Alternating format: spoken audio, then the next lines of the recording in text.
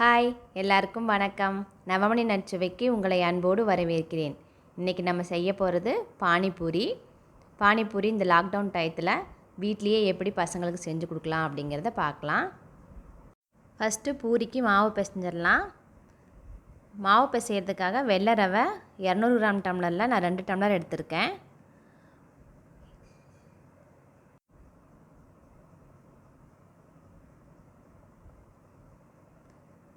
இந்த மாதிரி 2 டம்ளர் எடுத்துக்கோங்க.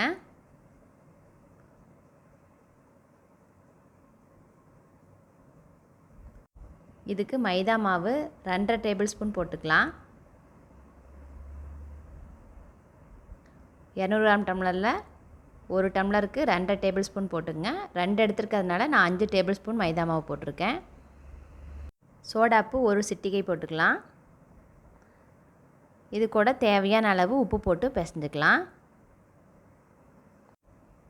இந்த பூரிக்கு மாவு கெட்டியாக பிசையணும்.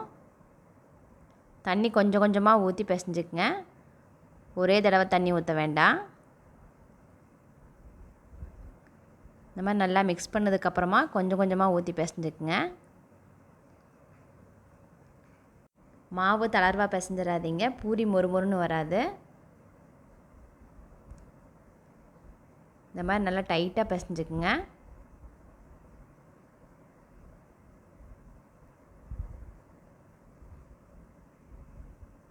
நல்லா கெட்டியாக பிசைஞ்சாச்சு.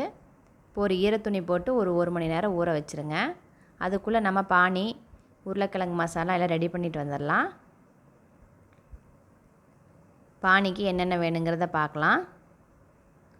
புதினா 1 கைப்பிடி அளவு, கொத்தமல்லி தழை 1 கைப்பிடி, பச்சை மிளகா காரத்துக்கு அளவானது, இஞ்சி 1 துண்டு, இதெல்லாம் போட்டு அரைச்சி எடுத்துக்கலாம். அரைச்சதுக்கப்புறமா இந்த மாதிரி வடிகட்டிடுங்க. வடிகட்டியாச்சு. தேவையான அளவு புளித்தண்ணி ஊற்றிக்கங்க. நான் இதுக்கு ஒரு சின்ன எலுமிச்சம்பழ சைஸ் அளவு புளித்தண்ணி ஊற்றிருக்கேன். கூட உப்பு போட்டு எவ்வளோ தேவையோ தண்ணி அவ்வளோ ஊற்றி கலக்கி வச்சுக்கலாம். உங்களுக்கு வேணும்னா நீங்கள் வெல்லம் கொஞ்சம் சேர்த்துக்கலாம். பானிபூரி மசாலா பவுடர் இருந்தால் அது கொஞ்சம் சேர்த்திக்கங்க. எந்த மசாலாவும் இல்லாமல் இந்த மாதிரி ப்ளைனாக செஞ்சிங்கனாலும் சூப்பராக இருக்கும். உருளைக்கிழங்கு மசாலாக்காக உருளைக்கிழங்கு நல்லா வேக வச்சுட்டு இந்த மாதிரி மசிச்சு வச்சுக்கலாம். கட்டி இல்லாமல் நல்லா மசிச்சுக்குங்க.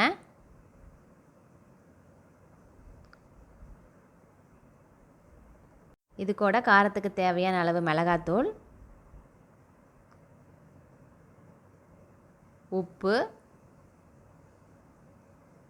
இது ரெண்டையும் போட்டு நல்லா மிக்ஸ் பண்ணிவிடுங்க.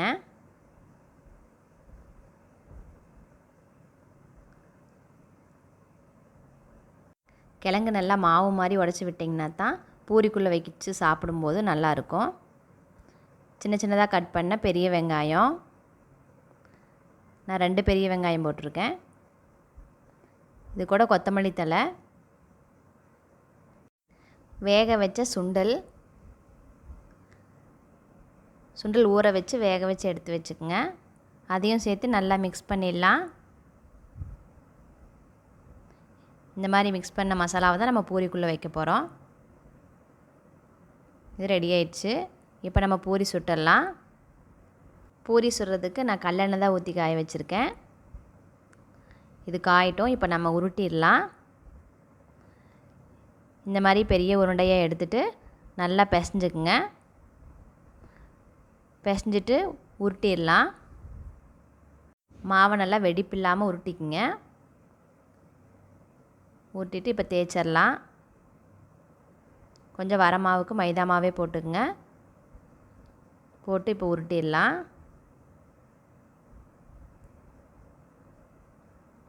சப்பாத்திக்கு தேய்க்கிற அளவு ரொம்ப லேசாக இருக்காது, இது கொஞ்சம் டைட்டாக இருக்கும். நல்லா அழுத்தி உருட்டிக்குங்க. இப்போ நல்லா உருட்டியாச்சு. பாருங்கள், இந்தளவு திக்னஸ் இருந்தால் போதும். உங்கள் வீட்டில் ரவுண்ட் ஷேப்பில் என்ன மூடி இருந்தாலோ சரி, இல்லை கப் இருந்தாலும் இந்த மாதிரி கட் பண்ணிக்கோங்க. எண்ணெய் காஞ்சிருச்சு. இப்போ ஒன்று ஒன்றா போட்டு பொரித்து எடுத்துக்கலாம். ஒன்று மேலே வந்ததுக்கப்புறமா ஒன்று ஒன்றா போடுங்க.